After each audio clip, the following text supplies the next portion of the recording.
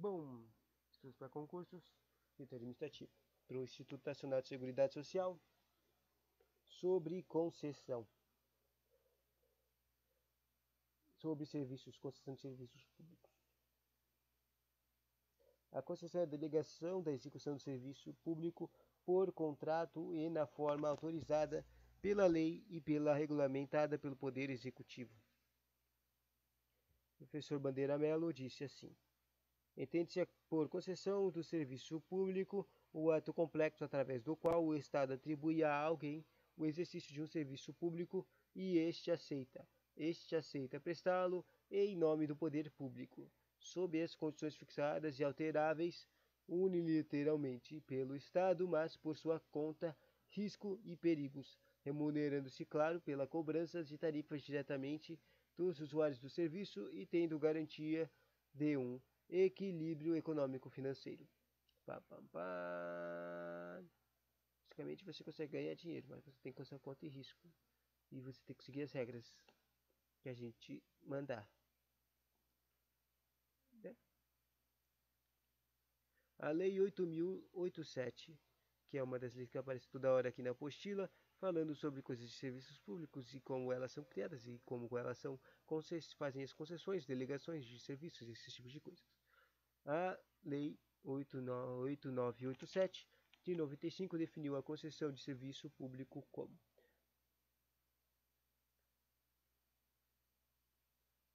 como o quê?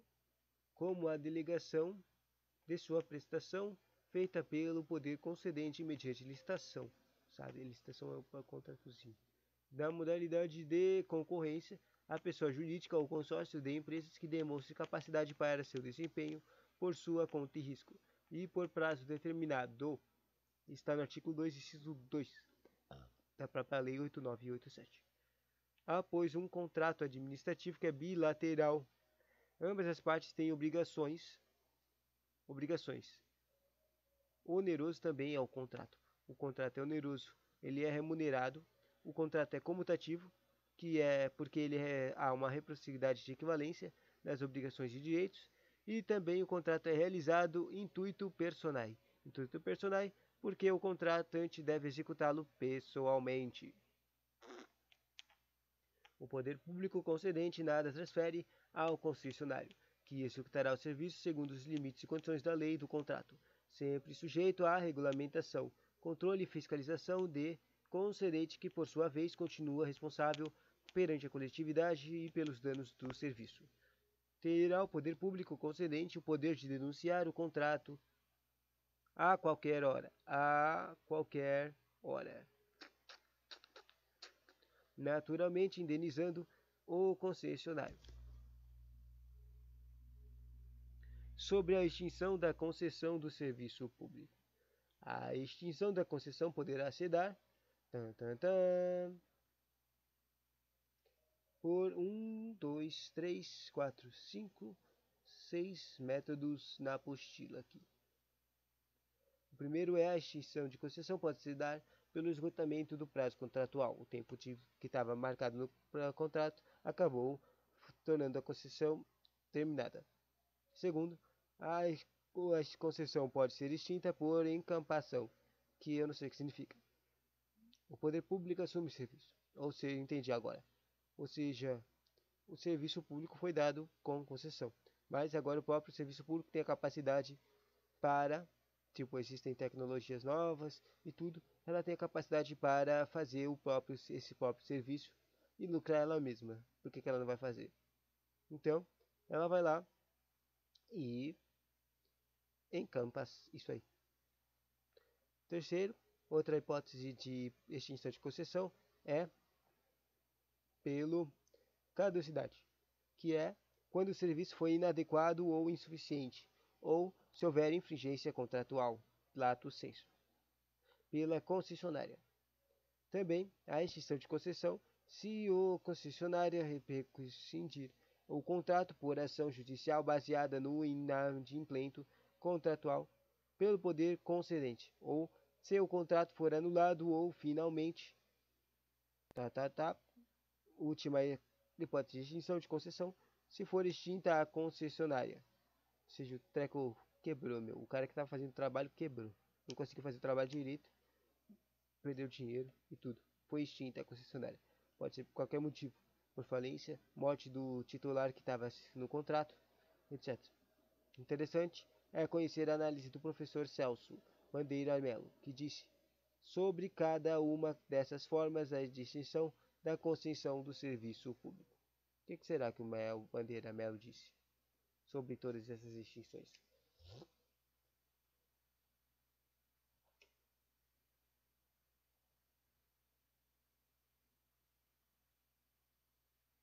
Ele disse 4 coisas. Então, ele disse uma para cada um. Ele disse 6 coisas.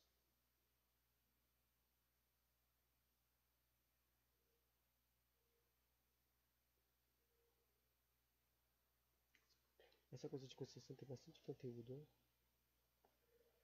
Primeiro ele disse a extinção de concessão por expiração do prazo fixado no ato de concessão é obviamente a maneira normal, mais comum de extinção de concessão, vencida a dilação estatuída no ato concessivo, finda-se a concessão e os bens aplicados ao serviço ficam, seja amortizados sem indenização alguma, em poder do consequendente, operando-se a chamada reversão, o respeito da qual são necessários alguns esclarecimentos pedidos mais além. Depois tem a rescisão judicial, a pedido do concessionário, quando inadimplente o poder concedente ou a pedido do concedente quando inadimplente o concessionário. Se o poder público optar pelo recurso às vias judiciais, a composição patrimonial entre as partes supõe indenização do capital ainda não amortizado ou do concessionário e a reversão para o poder público do equipamento necessário à prestação do serviço. Se tiver havido culpa do concedente, o juiz fixará a composição dos lucros que o concessionário haja deixado de auferir por força da extinção da concessão.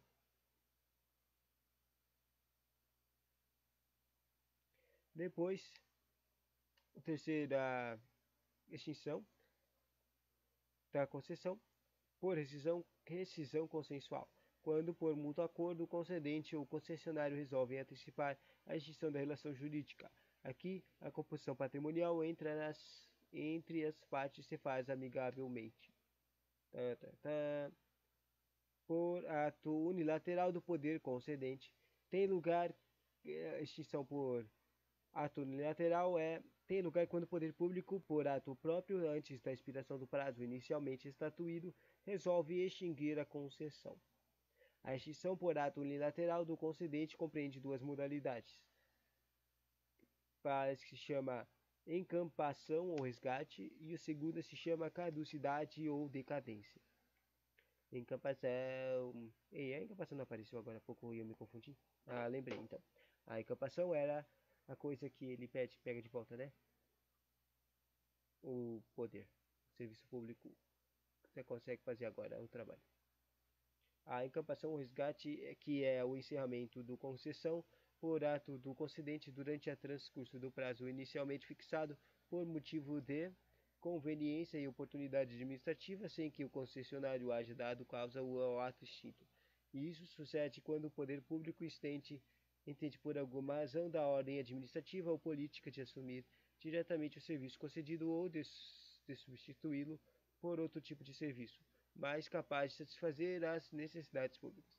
Seria o caso, por exemplo, de extinção de serviços de transporte coletivo realizados através da ferrocarris elétrico urbano, que são os bondes, por outro meio, havido como meios daquele adequado adequado pelo poder público.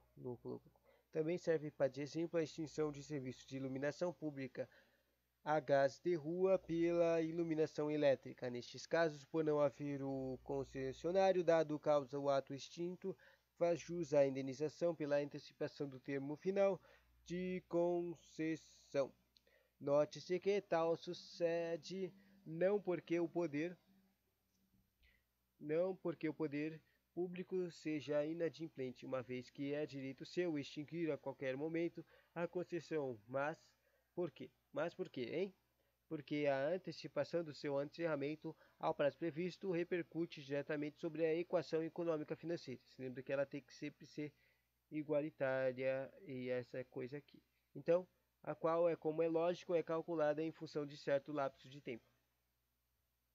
Com o efeito da amortização paulatina do capital investido pelo concessionário e os lucros previstos ocorrem ao longo de uma dilação temporal, daí que o poder público, devendo garantir o equilíbrio econômico-financeiro, por ser de natureza contratual encerrará o que? A concessão quando queira, mas ele sempre garantirá uma expressão econômica que se realizará ao longo da certo prazo, aquele tomada com referência de seu valor.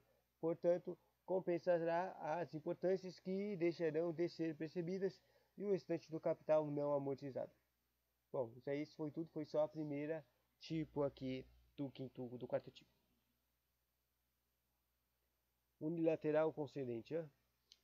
O segundo tipo de unilateração é a caducidade ou decadência.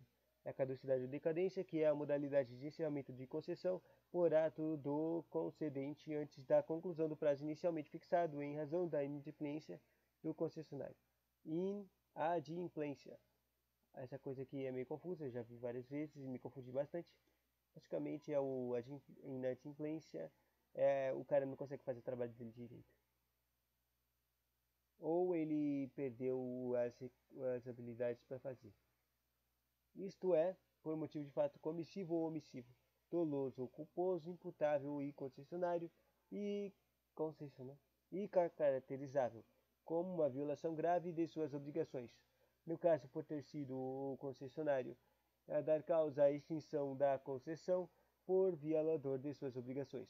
O poder público não tem que indenizá-lo senão com relação à parcela não amortizada do capital representada pelos equipamentos necessários ao concedente.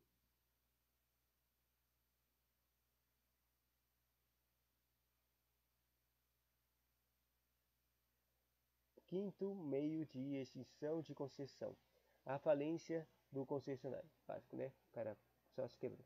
A decretação judicial da falência do concessionário, que pode ocorrer em razão de sua insolvência oriunda e de incapacidade ou deficiência de gestão das atividades que se obrigou, se porventura a chegar a ocorrer antes da administração extinguir a concessão, por verificar a deteriorização de seus serviços, ou seja, eles trabalham muito mal, acarretará automaticamente a extinção da concessão, por ser declarada manifesta de que a concessionária não está em condições de prosseguir o serviço. Neste, como normalmente em todos os casos de extinção de concessão, os bens do concessionário revertem ao poder concedente, passando a pertencer-lhe. Isso suscita o interessante problema teórico de saber como ficará a situação dos credores da massa falida. Como é que eles vão ficar? Nem ideia, cara. A questão será examinada logo adiante ao se cogitar a responsabilidade patrimonial do Estado pelos atos concessionários. Então, para os credores, aparece a responsabilidade patrimonial. O que será isso? Costuma-se indicar também a desapropriação como uma forma de extinção de concessão. Entretanto, isso não é comum, pelas razões a seguir aduzidas. Saca só. Não se desapropriam pessoas, mas apenas bens. É óbvio, mas não é óbvio também. Logo, não é possível desapropriar uma concessionária, que é um sujeito de direitos. O certo é que os bens de uma concessionária, contudo, podem ser desapropriados. Podem tirar as coisas, bens, mas não podem tirar o treco, porque ele é uma pessoa, porque ele é um sujeito. Se isto ocorrer, a pessoa concessionária não vai desaparecer. Ela é apenas a mudança de titular dos bens da empresa, que continua a existir, mas sem qualidade de concessionária. Ela não tem mais a qualidade de ser uma concessionária. Nesse caso, assim, a concessão se extingue.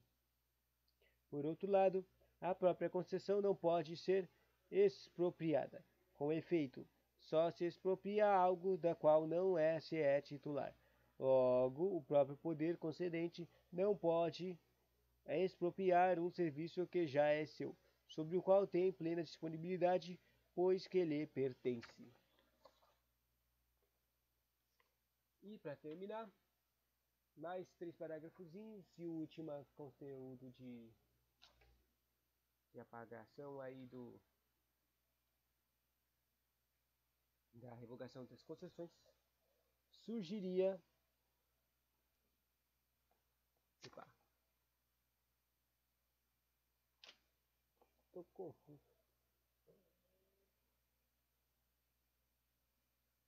Parece que não tem o 6. Eu acho que eu já li o 6, né?